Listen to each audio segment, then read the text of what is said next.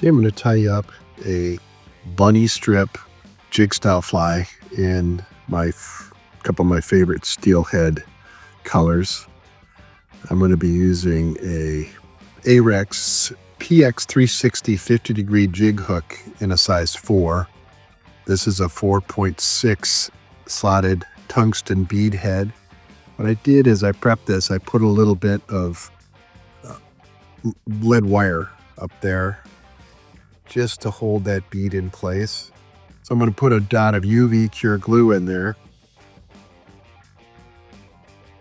Next, you're going to go like this.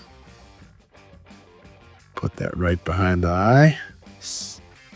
Give it a cure. And then it's going to stay exactly where we want it to stay. I'm tying today with UTC Ultra 140. Medium strength, perfect for this application. I'm using some multicolored barred, this Hareline blue, black blue over white bunny strips. I'm using some Hareline silver pheasant body feathers, silver Dr. Blue. I'm going to use some Vudu fibers, black and white. I'm going to use a little Senyo's Fusion Dub in Midnight and a little Senyo's Fusion Dub in Sky also. I'm going to use just a tiny bit. This is Snowrunner. That is going to be used for part of the prop for the shoulder on that. And we're going to build a dubbing collar on this one. So on this one, we want to start with taking our fly, and we're going to take this off of here. We're going to get this onto the hide, onto our hook. And you can do this way too. This is the smartest way to do this. Then it won't move on you. So I want it to be about a hook shank length, which is right there. So I'm going to come back here and I'm going to put the hook right on the hide. Or the hide on the hook, I should say. Pop that right on there. There we go. We're going to put that there, out of the way. I'm going to turn this back over. Sorry, flip this around for us. So we're going to dub this body. And I'm going to use a combination of Senyo's Fusion Dub Sky and Senyo's Fusion Dub Midnight. Both have great properties. They're long enough for what I want it to look like here. So I'm going to take and mix these two together. So when you're mixing materials, what I do is I take them together like this and I put them. I roll them into a ball and then I start to pull them apart. What this does is two things. It mixes the fibers together and it also gets them the same length.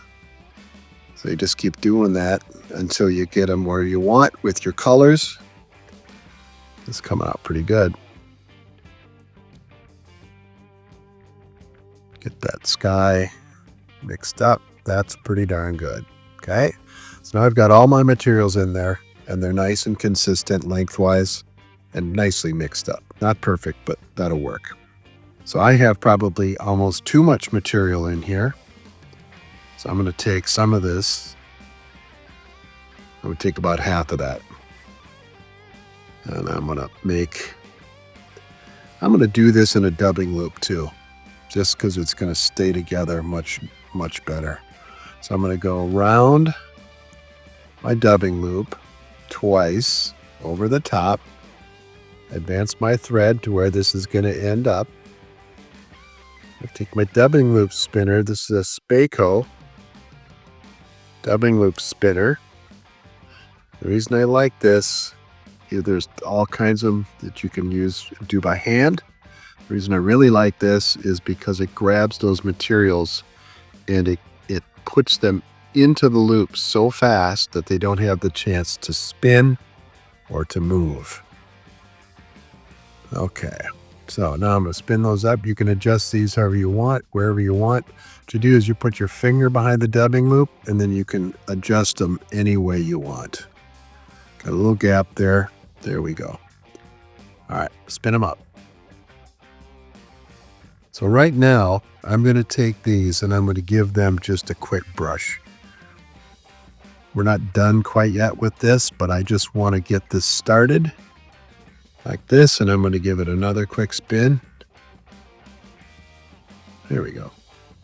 Everybody's trapped in there.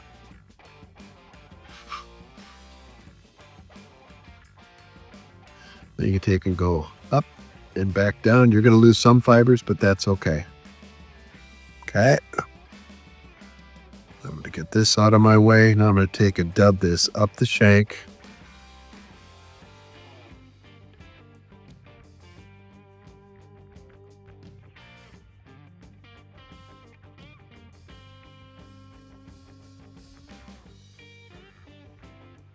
Gives you a super buggy, really nice body. Tie this off.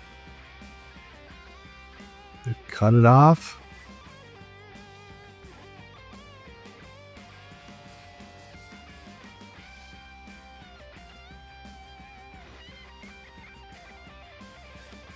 Looks really good.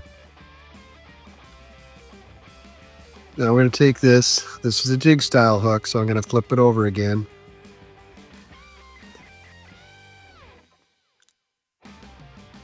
And I'm going to take this material and I'm going to pull this. Now what I do a lot of times with smaller flies, I'll cut it before I get to this step. I'll go to where I want it to be, and I'm actually going to cut it.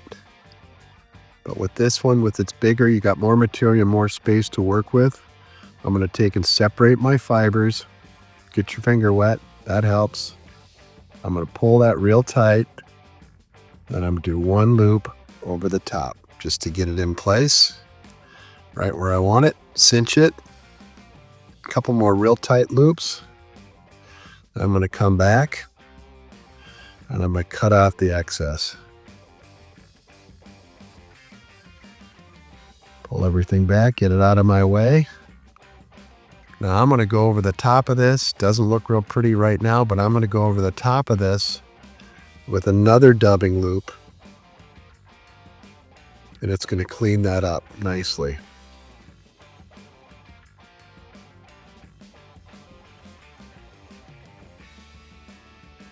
We get that. There we go. Stay there. Okay, for this one, I'm going to use mainly darker. I'm going to start with this on the bottom, and I'm going to spread it out like this. I'm going to make sure we get everybody all about the same length here. I'm going to spread this out with my materials right there. And I'm going to take, I'm going to use my Vudu fibers that disappeared. I'm going to take some Vudu fibers. These are man-made, artificial, subtle flash, but I like the variegation and the change back and forth with the black and white. Vudu fibers come in a multitude of colors. This is black and white. You can get blue, purple, you name it. So I'm going to use this in my dubbing loop. So I want these to be not quite that long. So I'm going to even cut them a little bit shorter. So I look at that. I want it to be just about where the hook shank is when we spin them in. So I'm going to take these and put these right over on top. And I'm going to do these a few at a time and spread them out.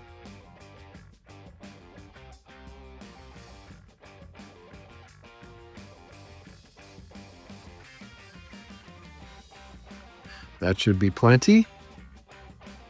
I'm going to take my Snowrunner. This is a really stiff material, and it's used this for a little bit of a prop inside of this. And what that does, it helps it just to stay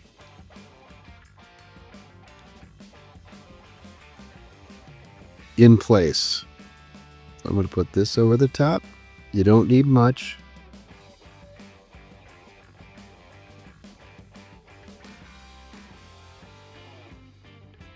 And I'm going to put my Sky Dubbing Fusion over the top of this. And it helps to have material over the top of your dubbing loop. Helps to hold everything together. So I'm going to get my dubbing loop tweezers. And I'm going to go underneath all of this material. And I'm going to grab it. So I have a bunch of different types of material in there. This is going to form my dubbing loop collar. I'm going to take and pull some of these fibers out just so they're to the tip. I'm going to have a little bit of overlap there, but you can see through there. Now I'm going to take my dubbing loop. I put some wax on it. So I'm going to take my materials. So I'm going to put them inside the D-loop tweezers. Get them squared away.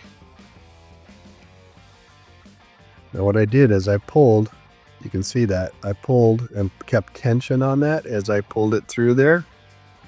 Once you get here, now you can take your D-loop and you can take a bodkin, scissors, whatever you want, and you can square and move these around wherever you want them to be. That's pretty darn good.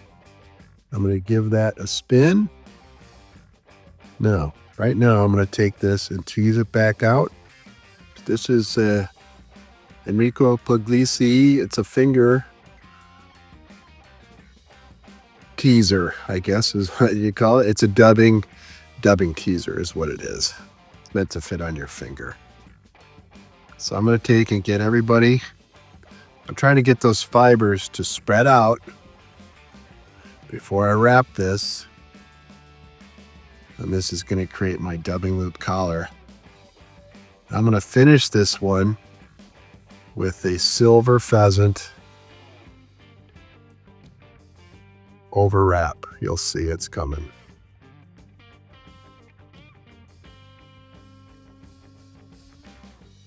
Now when you first put this stuff on, you go like, that doesn't look quite right. But it will once we get there.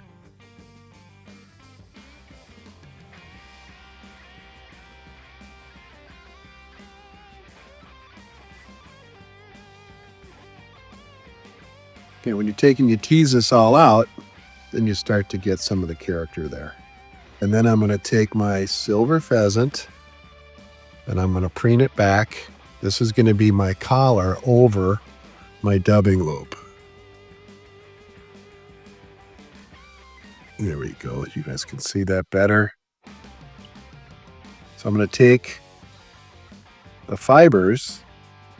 They all go this way, right? So I'm going to take that tip and I'm going to pull everything back to where I want to start using the fibers. And I'm going to take that and I'm going to place it underneath the hook shank, right behind the bead.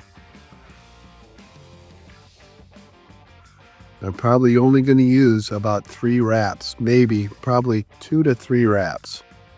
And you got to kind of look at it to see how it fills in. I want this. This is who makes this tool? This is a Swiss CDC also. This is really a great tool. You can take and you can go right along the stem of the hackle and it helps loosen everybody up so they splay out nicely when you wrap them.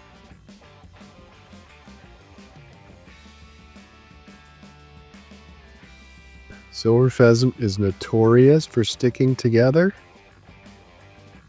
but we can fix that again when we're done. Now this hackle is going to get thick real fast, so we're done with our wraps. I'm going to take that, pull everybody forward as best I can so I can see. Get in there behind these guys.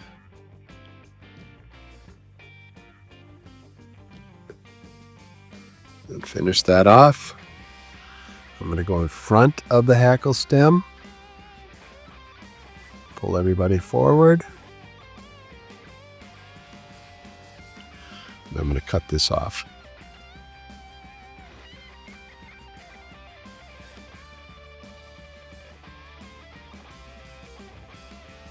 That looks really good. Okay, we're going to wet finish.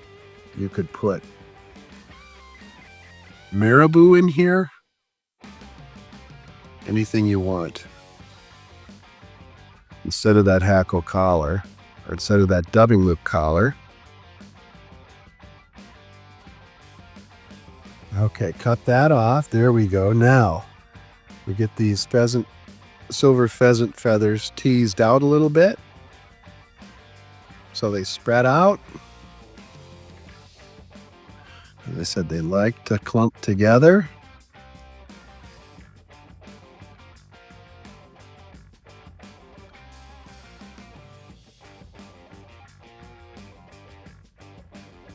There you have it. That is a steelhead fishing machine. Let me see if I can get that a little better look for you.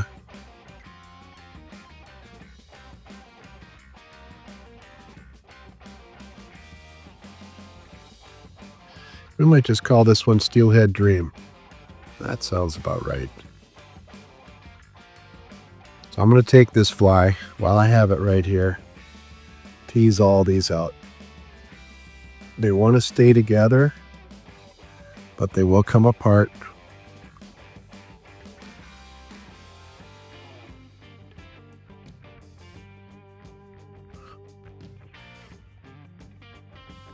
What I'm also going to do now is I'm going to come back here. I'm going to put just a dot of glue. I'm going to use UV Cure glue. I'm going to put a dot right here at the base. And this is where the slot is for the bead head. So it will go right down and run right down around that hook shank. That's UV Cure.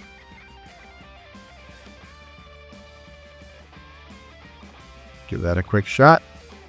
There's our fly.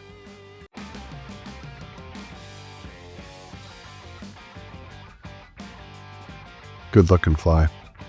That's going to catch some steelhead.